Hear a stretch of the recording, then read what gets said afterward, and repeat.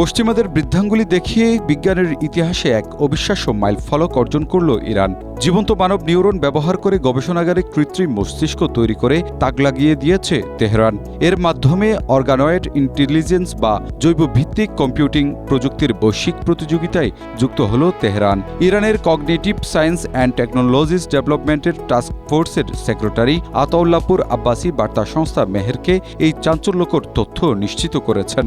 তিনি জানান, ইরানের একটি দেশীয় প্রতিষ্ঠান সফলভাবে মানবদেহের বাইরে জীবন্ত স্নায়ুকোষ বা নিউরন বৃদ্ধি করার প্রযুক্তিগত সক্ষমতা অর্জন করেছে। ল্যাবরেটরিতে তৈরি করা এই কোষগুলো একে অপরের সঙ্গে সিনেপস গঠন করে মানুষের মস্তিষ্কের মতোই নিজে নিজে শেখার সক্ষমতা সম্পন্ন এক জটিল নিউরাল নেটওয়ার্ক গড়ে তুলতে পারে।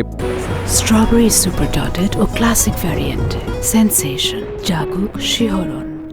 আব্বাসির মতে, কম্পিউটারে ব্যবহৃত প্রচলিত সিলিকন চিপের তুলনায় এই জৈব ভিত্তিক প্রসেসর তথ্য প্রক্রিয়াকরণের গতি বহুগুণ বাড়াবে এবং একই সাথে এর বিদ্যুৎ ব্যবহারের হার হবে প্রচলিত চিপের তুলনায় প্রায় 10 লাখ গুণ কম।